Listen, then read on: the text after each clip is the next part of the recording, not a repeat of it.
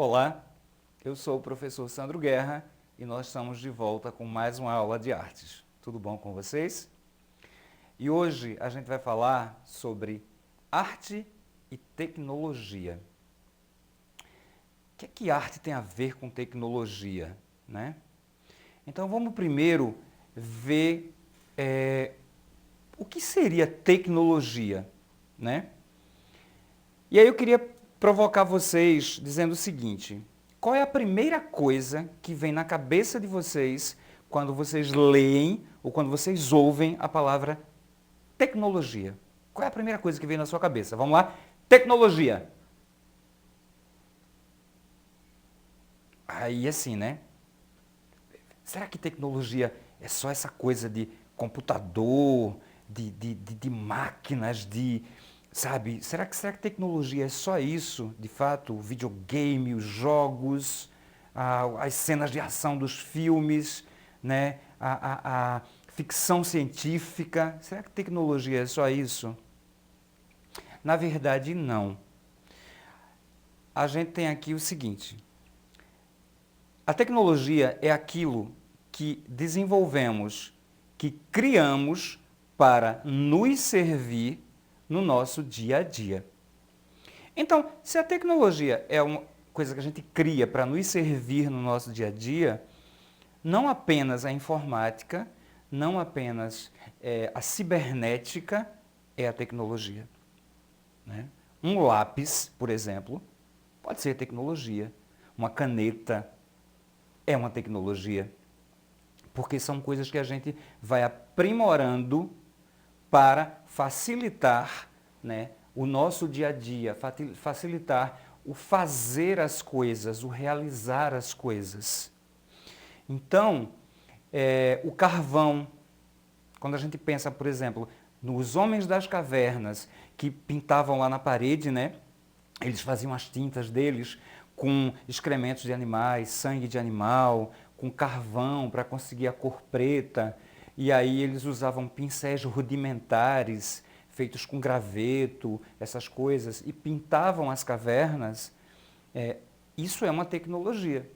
É a tecnologia daquele momento, né? Quando eles usavam as pedras, a madeira, o osso, para esculpir, né, para fazer uma escultura, isso é a tecnologia daquele momento. Eles não tinham as ferramentas que o escultor tem hoje. O cinzel, né, para ir dando forma ali, o martelo, o formão. Não. Então eles usavam o que eles criavam naquele momento para fazer os trabalhos deles.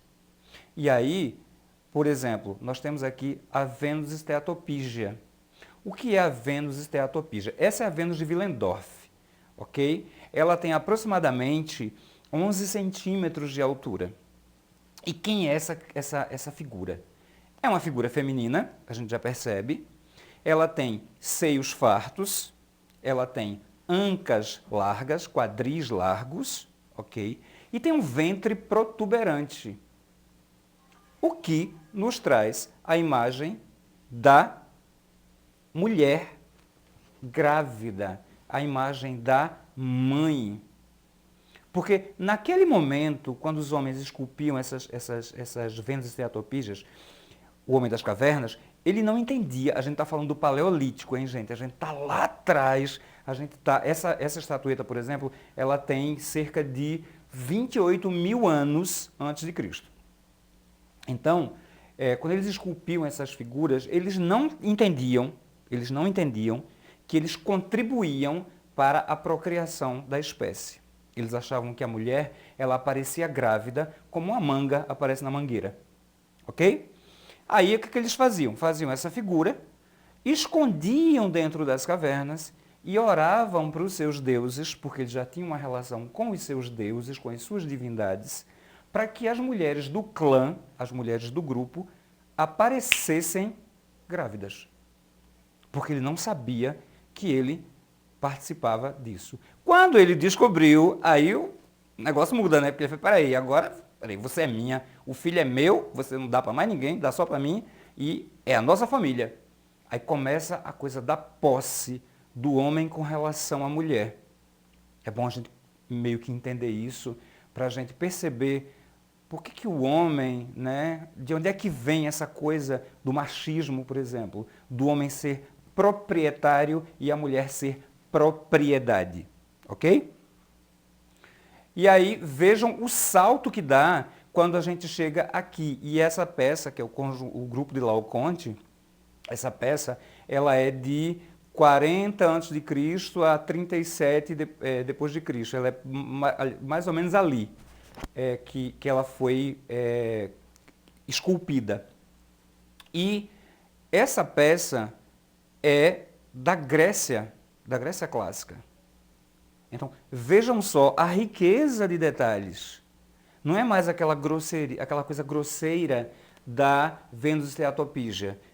Vejam só os detalhes da musculatura, vejam o drama, vejam a dor estampada nos rostos, porque aí Laocoonte ele está sendo esmagado por uma serpente, tanto ele quanto seus 2 filhos, por uma vingança de uma deusa, que manda essa serpente para matar ele e os filhos, ok? E veja só a riqueza de detalhes.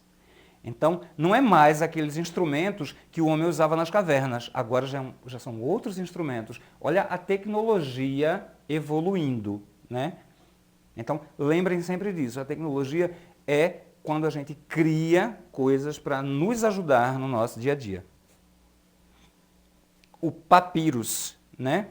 Então, o que é o papyrus? O papyrus é uma planta de água da família da Ciperácea.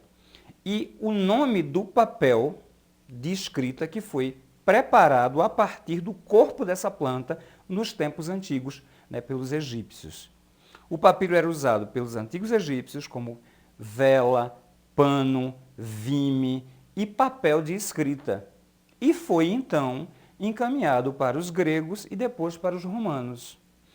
Então, esse é o primeiro papel que a gente tem, que ele deriva de uma planta, que é a planta chamada papyrus. Claro que o papel de hoje também deriva, né, das árvores. Mas percebam a evolução. E a gente tem agora o papel e o tablet. Aí tem a tecnologia que a gente pensa da informática, né? Então, o que a gente faz no papel, escrever, desenhar, fazer conta, a gente também faz no tablet. O tablet virou uma folha de papel, digamos assim. Né? Então, mais uma vez, a gente inventando coisas para facilitar o nosso dia a dia. Aqui a gente tem a câmera. A gente tem a câmera fotográfica, a gente tem a câmera de filmar e a gente tem assim uma evolução dessas câmeras aí nessa imagem. Até a gente chegar nessa imagem central, que é a câmera de cinema que se usa hoje. Uma das, né? Tem até câmeras mais avançadas que essa. Mas vejam como começou lá atrás. Aquela caixinha de madeira, né? Vejam como a coisa vai evoluindo e a gente pensa o seguinte. A primeira câmera que foi feita foi na década de 90 dos anos 1800, quando os irmãos Lumière inventam o cinematógrafo, que é exatamente a invenção do cinema. Então, a primeira câmera de cinema é no final dos anos, no meado dos anos 90 dos anos 1800. 1894, 1895, por aí, surge a câmera de cinema. Ok? Então, tá aqui as referências, né, de onde vocês podem checar essas informações, que é muito importante. Gente, informação é uma coisa muito séria. A gente não pode propagar informação sem a gente ter certeza do que a gente está falando. Senão a gente corre o risco de contribuir para uma coisa chamada fake news, notícia falsa. Então, é sempre bom checar as informações antes da gente falar as coisas. E temos aqui um desafio. Vamos ver qual é o desafio? O desafio é o seguinte, o professor botando os óculos, que ele é cegueta, todo mundo já sabe disso. Pensando em tecnologia, que outras tecnologias você consegue identificar no seu dia a dia?